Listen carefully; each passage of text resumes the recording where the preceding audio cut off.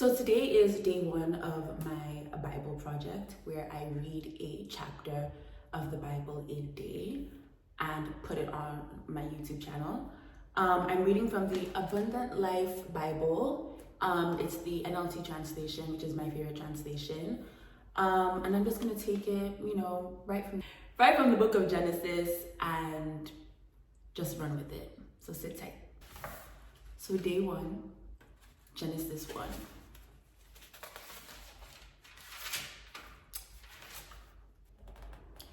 In the beginning, God created the heavens and the earth. The earth was formless and empty, and darkness covered the deep waters. And the Spirit of God was hovering over the surface of the waters. Then God said, "Let there be light." And there was light. And God saw that the light was good. Then he separated the light from the darkness. God called the light day, and the darkness night. And evening passed and morning came, marking the first day. Then God said, "Let there be space between the waters to separate the waters of the heavens from the waters of the earth." And that is what happened.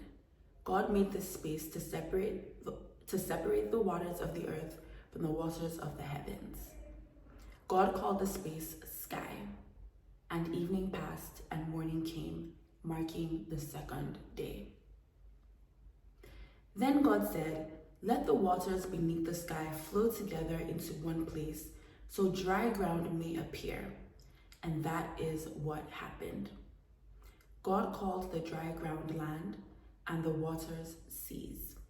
And God saw that it was good.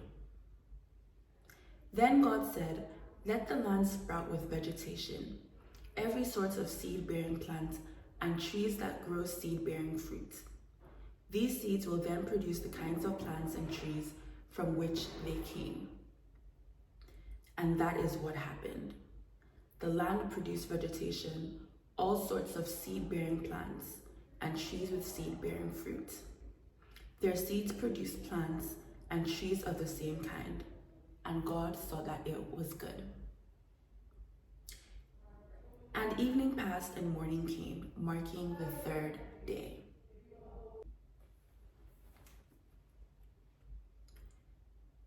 Then God said, "Let lights appear in the sky to separate the day from the night.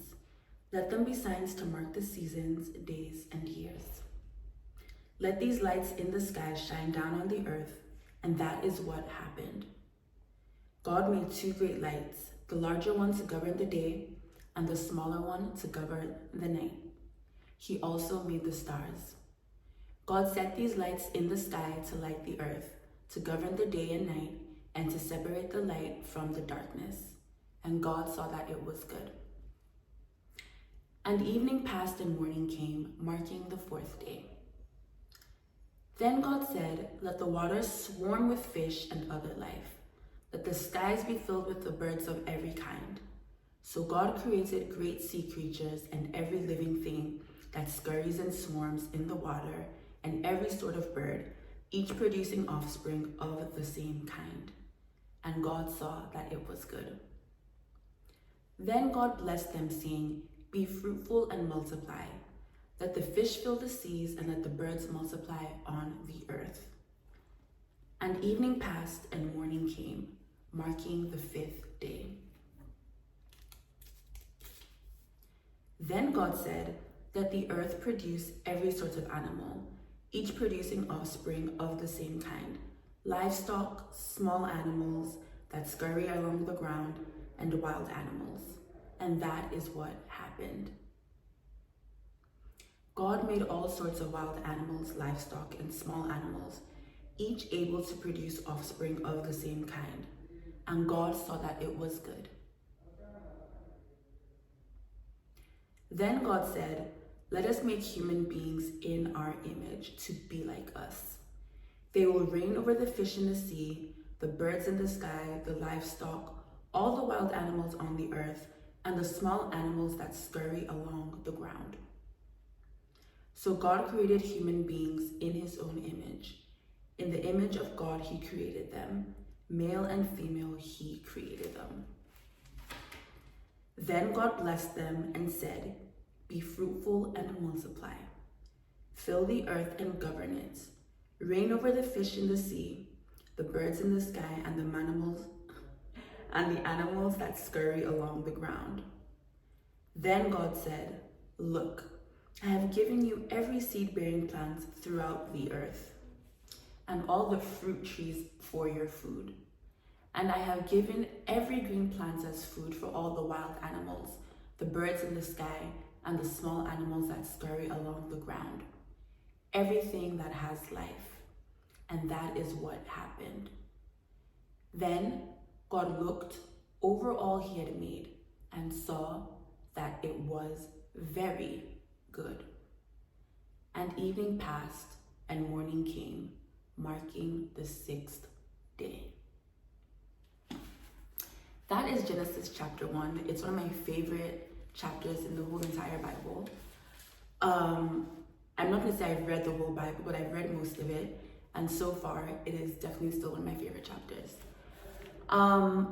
So this isn't Bible study, but I do think I should point it out that the beginning of Genesis really sets the tone of our faith, I believe. Well, I think it should. Reason being, it starts with creation, right? And it also starts with an example of why we should trust God when he says things. So if you jump back to verse 6 of Genesis 1, it says, "Then God said, let there be a space between the waters to separate the waters of the heavens from the waters of the earth." And that is what happened. Now, if you jump to verse 9, "Then God said, let the waters beneath the sky flow together into one place so dry ground may appear." And that is what happened. And I really want to highlight the part where it says, "and that is what happened." When God says something, that is what is going to happen.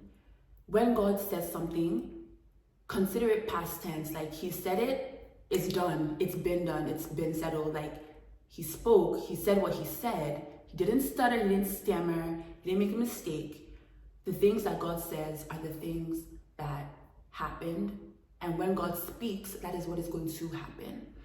So as you continue to read the Bible, or as you continue to watch this, or ask yourself questions, ask the Holy Spirit questions, just keep in mind that from Genesis 1, it says that it shows us that when God says something, that is what is going to happen. All right, so that concludes today's reading. I hope you guys liked it, and I hope I will see you again tomorrow.